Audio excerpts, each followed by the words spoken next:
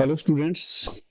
पिछली वीडियो में हमने अलंकार का चार्ट देखा था और अलंकार के भेद कितने होते हैं इस पर चर्चा कर ली थी और अनुप्रास अलंकार तथा अनुप्रास अलंकार के सारे उपभेदों पर हमने बात कर ली थी, जो कि वर्ण आधारित अलंकार था। अभी जो आज हम अलंकारों पर के जिस भाग पर बात करने वाले हैं वो शब्द अलंकार का दूसरा भाग है। शब्द अलंकार का दूसरा भाग यानी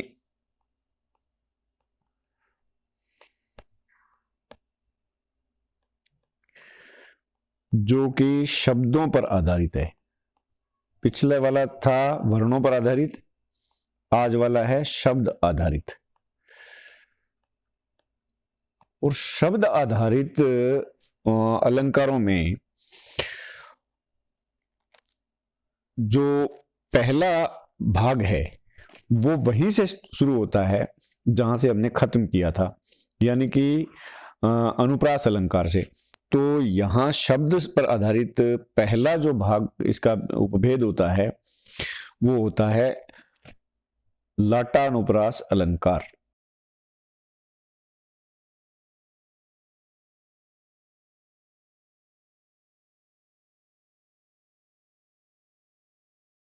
यहां हम देख सकते हैं कि लाटानुप्रास अलंकार में जब वाक्य में एक ही शब्द दो या दो से अधिक बार आए, दो या दो से अधिक बार आए, हर बार उसका अर्थ वही हो, अर्थ नहीं बदलना चाहिए, लेकिन अन्वय यानी कि दो बार जो शब्द आया है उसका जो जुड़ाव है, अन्वय जो है वो प्रत्येक बार अलग होना चाहिए, भिन्न होना चाहिए। अर्थात या तो अलग शब्द के साथ जुड़ाव हो या फिर एक ही शब्द से जुड़ाव है तो उसका प्रकार जो है वो दूसरा होना चाहिए, भिन्न प्रकार होना चाहिए, तब वह लाटानुप्रास अलंकार कहलाता है। जैसे नीचे अपने एक उदाहरण देख रहे हैं, देखिए उदाहरण में अपने देखते हैं कि हे उत्तरा के धन रहो तुम उत्तरा के पास में। यहां आप देखिए कि ये जो शब्द है ये दो बार आया है, उत्तरा के, ये दो बार शब्द आया है। अब फर्स्ट टाइम जो है उत्तरा के शब्द का जुड़ाव जो है वो धन के साथ है, धन के साथ है। और सेकंड टाइम जो इसका जुड़ाव है वो है पास के साथ। तो इस तरह से शब्द जो है उसकी पुनरावृत्ति हुई है, दो बार आया है और दोनों बार उसका अर्थ वही है, अर्थ में कोई बदलाव नहीं है, लेकिन दोनों बार जुड़ाव अलग शब्द के साथ है। तो ये उदाहरण जो है वो लाटानुप्रास अलंकार का उदाहरण होता है। अभी चलिए अपने और एक उदाहरण देख लेते हैं, दूसरा उदाहरण देखते हैं यहां।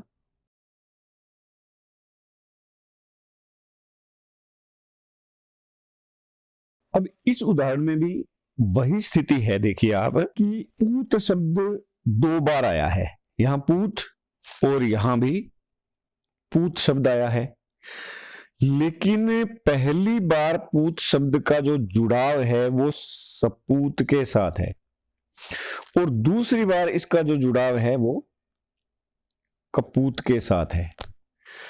तो अर्थ चूंकि चेंज नहीं हुआ है, अर्थ वही है, इसलिए यहां भी लाटानुप्रास अलंकार जो है उसका हमें पता चलता है कि ये लाटानुप्रास अलंकार है कि दो बार एक ही शब्द की पुनरावृत्ति हुई है और दोनों बार उसका अन्वय जो है, उसका जुड़ाव जो है वो अलग शब्द के साथ है। और एक उदाहरण आपने देख सकते हैं, क्योंकि चीजें उदाहरण से ज्यादा सटीक समझ में आती है। तो देखिए तीसरा उदाहरण हम देखते हैं।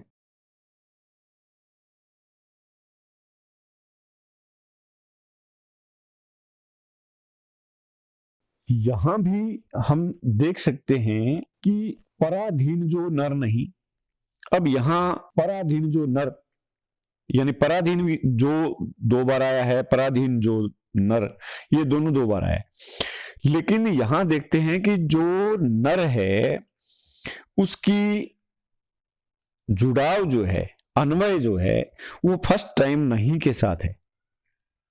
यहां देखिए कोमा नहीं के है, लेकिन सेकंड टाइम जो है उसका जुड़ाव नर का दूसरी टाइम जो उसका जुड़ाव है वो पराधीन का, सॉरी पराधीन जो नर नहीं, इस पूरी लाइन का जो जुड़ाव है पराधीन जो और पराधीन जो, यानी इसका जो जुड़ाव है सो इसका वो नहीं के साथ है, और इस बार इसका जो जुड़ाव है पराधीन जो का वो नर के साथ है। पहली बार नहीं के साथ है तो दूसरी बार वो नर के साथ है, क्योंकि कोमा नर के लगी हुई है। और यहां पूरा का पूरा अर्थ भी चेंज हो जाता है। देखिए पराधीन जो नर नहीं, जो दूसरे के अधीन नहीं है, सुख संपत्ति ताहेत, उनके साथ सुख संपत्ति का हमेशा जुड़ाव रहता है, सुख संपत्ति उनके जो है साथ रहती है। लेकिन पराधीन जो नर पराये अधीन है, पराये किसी के अधीन है, नहीं सुख संपत्ति ताहेत, उनके साथ सुख संपत्ति का कोई मेल मिलाप नहीं है। तो यहां भी जो है हमारे पास लाटानुप्रास अलंकार का ये उदाहरण है। तो अब आपके समझ में आ गया होगा कि लाटानुप्रास अलंकार क्या होता है। मैं एक बार पुनः रिपीट कर दूं, यहां अब आपके बिल्कुल उदाहरणों से बात समझ में आ गई होगी कि वाक्य में एक ही शब्द दो या दो से अधिक बार आए और हर बार उसका अर्थ चेंज नहीं होना चाहिए, बदलना नहीं चाहिए, वही होना चाहिए, लेकिन अन्वय जो है, उसका जुड़ाव जो है वो प्रत्येक बार भिन्न होना चाहिए, दूसरे शब्द के साथ होना चाहिए या दूसरे प्रकार का होना चाहिए, तो वहां लाटानुप्रास अलंकार होता है। अब जो है हम इसके जो है शब्द अलंकार के दूसरे भेद पर चलते हैं। पहला भेद हमने पढ़ लिया है, दूसरे भेद पर चलते हैं।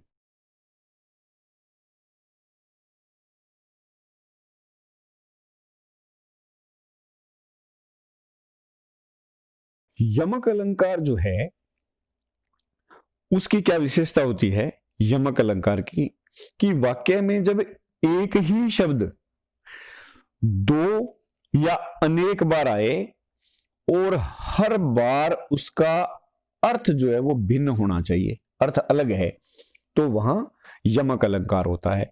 जैसे हम इसके उदाहरण देख लेते हैं अभी।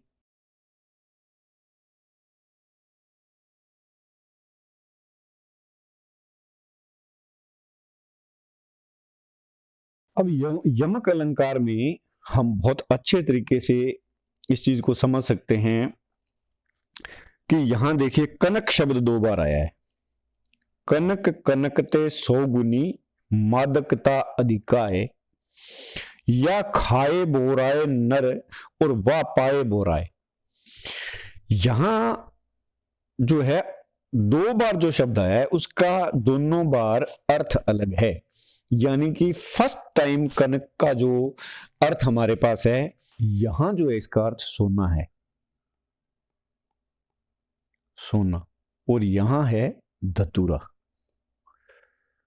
अब देखिए आप कि कनक कनकते सौ गुनी मादकता अधिकाए, कि कनक जो है, सोना जो है वो धतूरे से 100 गुना अधिक जो है नशीला होता है।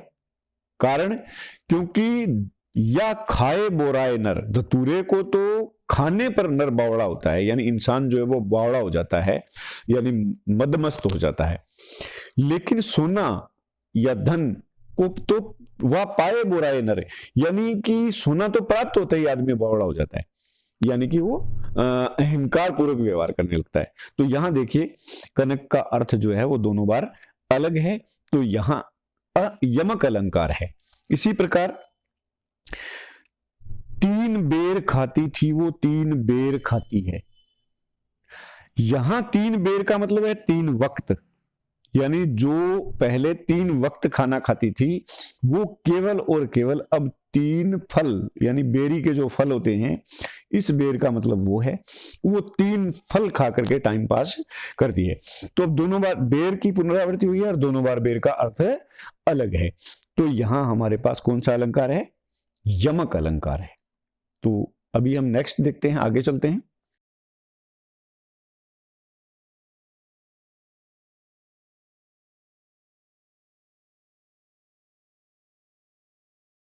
अब श्लेष अलंकार की यदि हम बात करें तो श्लेष अलंकार, पहली बात तो ये कि दो प्रकार के होते हैं। श्लेष अलंकार दो प्रकार के होते हैं, इसके दो भेद भी होते हैं। पहला होता है शब्द श्लेष, शब्द श्लेष, और दूसरा होता है अर्थ श्लेष। अब ये चीज मैं पहले आपको क्लियर कर चुका हूं कि जहां शब्दों के कारण जो चमत्कार होता है या विशेषता आती है, तो शब्द अलंकार होता है, और शब्दों के अर्थ से यदि चमत्कार उत्पन्न होता है तो वो अर्थ अलंकार होता है। लेकिन श्लेष अलंकार एक ऐसा अलंकार है जिसमें दोनों प्रकार के चमत्कार होते हैं। तो सबसे पहले अपने जो है वो शब्द श्लेष की बात करेंगे।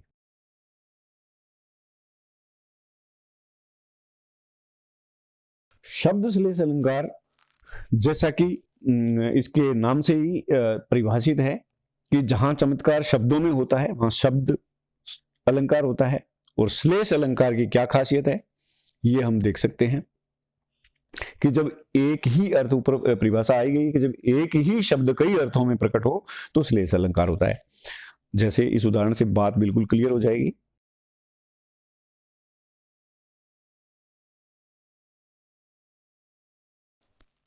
यहां जो है इस उदाहरण में बहुत ही बढ़िया तरीके से ये बात क्लियर हो जाती है कि पानी शब्द आया है। पानी शब्द जो है उसका अर्थ जो है, यहां देखिए, ये जो पानी शब्द है, पानी, इसका जो फर्स्ट टाइम इसका अन्वय जो है मोती के साथ है, दूसरी टाइम इसका अन्वय जो है वो, सेकंड टाइम जो है इसका अन्वय क्या है, मानस के साथ है, और थर्ड टाइम इसका अन्वय जो चून के साथ है। तो यहां जो मोती का अर्थ हमारे पास होता है, मोती से संबंधित, वो होता है उसकी पॉलिश या उसकी चमक। तो सेकंड टाइम जो इसका अर्थ है वो हमारे पास होता है इज्जत। और थर्ड टाइम जो है वो इसका जो अर्थ हमारे पास होता है वो होता है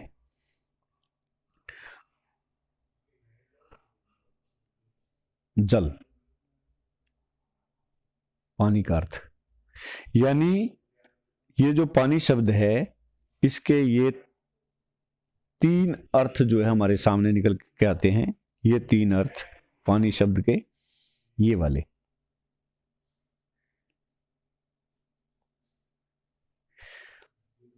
पानी शब्द के अर्थ, तो पानी शब्द का अर्थ मोती के साथ है। अब रहीमन पानी राखिए बिन पानी सब सून,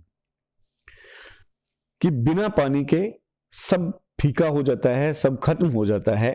इसलिए हे रहीम, आप जो है, रहीम जी कहते हैं कि हे ईश्वर आप पानी रखना। पानी कैसे रखना? मोती में यदि पानी है, मोती में यदि चमक है तो उसकी कीमत है, यदि चमक नहीं है तो कीमत नहीं है। तो यहां पानी का अर्थ है चमक। मानस यानी मनुष्य का मूल्य जो है तब तक है जब तक उसकी इज्जत बरकरार है। यदि इज्जत चली गई तो मनुष्य का सब कुछ चला जाता है, उसका मूल्य जो है वो खत्म हो जाता है।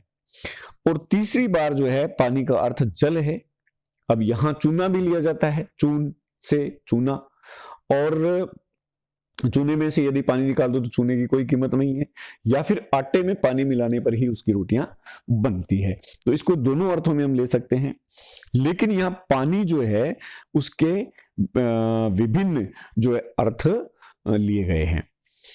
तो इस तरह से शब्द एक है और अर्थ जो है वो अलग अलग शब्द के साथ अलग अलग है। तो इस प्रकार की स्थिति जहां होती है वहां हमारे पास श्लेष अलंकार होता है, क्योंकि यहां शब्दों का चमत्कार है, इसलिए शब्द श्लेष। ये जो है शब्द श्लेष है। अभी थोड़ा और आगे अपने चलते हैं, एक उदाहरण इसका और देखते हैं अभी, श्लेष अलंकार का दूसरा उदाहरण।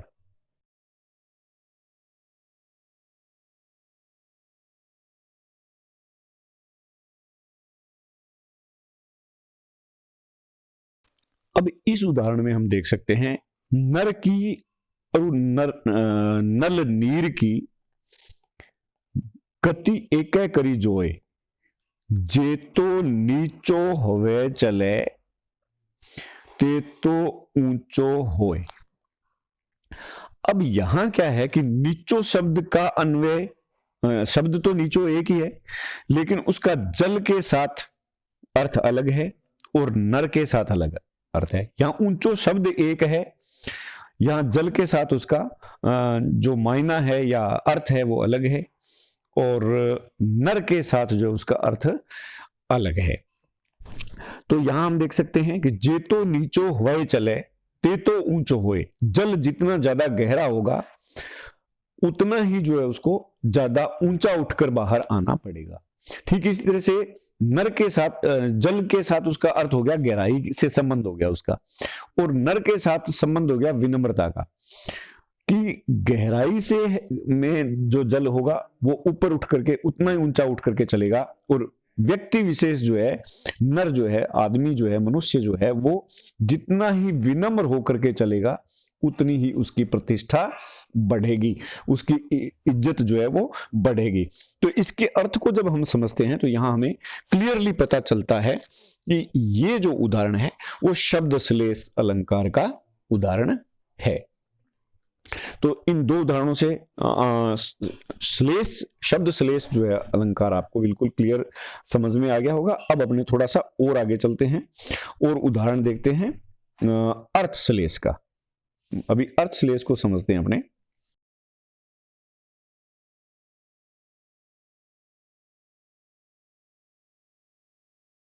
यहां देखने वाली बात यह है कि परिभाषा में कोई परिवर्तन नहीं है। अर्थ श्लेष यानी श्लेष अलंकार है तो उसकी परिभाषा तो वही रहेगी, लेकिन यहां एक ध्यान देने वाली बात है कि अर्थ श्लेष में चूंकि अर्थ का चमत्कार होता है, इसलिए यदि हम शब्द का पर्यायवाची भी रख देते हैं तो भी चमत्कार बरकरार रहता है, चमत्कार खत्म नहीं होता।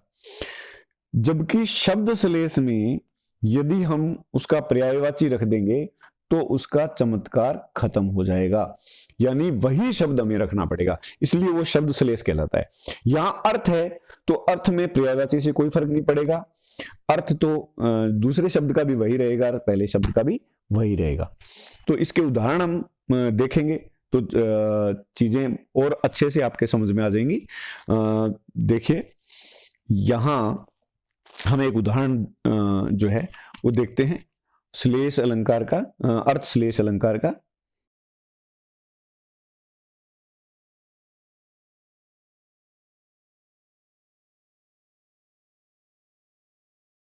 यहां इस उदाहरण के अंदर यहां देखिए कि 6 शब्द हमारे पास हैं। पहला है सत्यासक्त, दूसरा है दयाल, तीसरा है द्विजप्रिय, चौथा है अघर, पांचवा है सुखकंद और छठा है कमला तजन। ये 6 शब्द हमारे पास हैं और इन 6 शब्दों का जो अर्थ है, जो अन्वय है, वो इन 3 शब्दों के साथ है, पहला, दूसरा और तीसरा।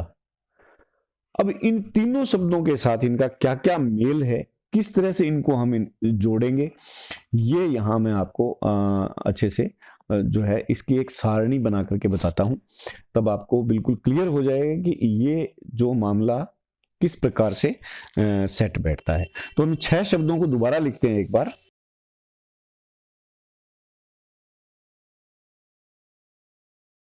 तो इन 6 शब्दों को अब हमने यहां दोबारा ले लिया है, दोबारा लिख लिया है। ये 6 शब्द हमारे पास हैं। कौन कौन से शब्द हैं? 6। पहला है सत्याशक्त, दूसरा है दयाल, तीसरा है द्विजप्रिय, चौथा है अघर, पांचवा है सुकंद और छठा है कमला तजन। अब शिव के लिए इन शब्दों का क्या अर्थ है? देखिए, सत्यासक्त जो सती पर आसक्त हो, तो यहां सती पर आसक्त का यहां मतलब है पार्वती से,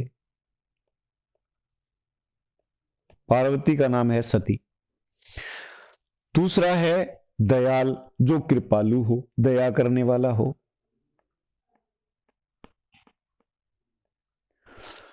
द्विज प्रिय, जिनको चांद जिनको प्रिय हो, चांद को भी द्विज कहते हैं।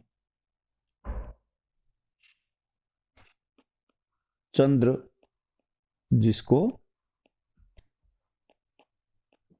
प्रिय है, शिव जी को चांद बहुत अच्छा लगता है। अघर यानी कि पाप नाशक, शिव जी जो है वो पाप नाशक भी हैं। चौथा सुख कंद यानी सुख का आधार, सुख का मूल, यह इसका मायना होता है। शिव जी सुख के आधार भी हैं। और लास्ट है कमला तजन यानी लक्ष्मी का त्याग करने वाला, लक्ष्मी का त्याग करने वाला। तो ये जितने अर्थ हैं ये शिव के लिए अर्थ हैं इन शब्दों के। अब सेकेंड टाइम में राजा हरिश्चंद्र के लिए, राजा जो हरिश्चंद्र हैं उनके लिए जो है इन्हीं शब्दों के क्या क्या अर्थ हैं वो हम देखते हैं। राजा हरिश्चंद्र के लिए, राजा हरिश्चंद्र को चूंकि सत्य प्यारा था तो सत्य में आसक्त, ठीक है जी। कृपालु यानी यहां इसका अर्थ सेम है, कृपालु, ये शिव जी यानी वो भी कृपालु थे, दयावान थे राजा हरिश्चंद्र। जिनको चंद्र प्यारा हो, द्विज का मतलब ब्राह्मण भी है, जिनको ब्राह्मण प्यारे हो।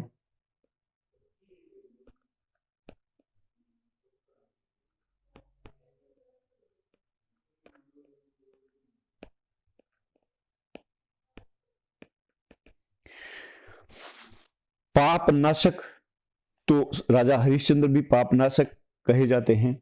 सुख का आधार, लोगों को सुख देने वाले, सेम अर्थ है। और कमला तजन, लक्ष्मी का जितना बड़ा त्याग राजा हरिश्चंद्र ने किया था उतना बड़ा तो शायद दुनिया में कोई आज तक कर ही नहीं पाया है, तो यहां भी सेम अर्थ आएगा। अब जो है थर्ड हमारे पास है कवि हरिश्चंद्र। ये कवि हुए हैं जिनका नाम भी हरिश्चंद्र था। तो कवि हरिश्चंद्र के लिए इन शब्दों का क्या मायना है? तो पहला, कवि हरिश्चंद्र है वो भी सत्य उनको बहुत प्रिय था, वो भी सत्य में आसक्त थे, इसलिए यहां इसका अर्थ सत्य होगा। वो कृपालु भी थे, दयालु थे, यहां इसका अर्थ वही होगा। ब्राह्मण उनको प्यारे थे, यहां यही अर्थ होगा। पाप नाशक, वो कल्याणकारी प्रवृत्ति के थे। सुख का आधार, दूसरों को सुख देने वाले थे।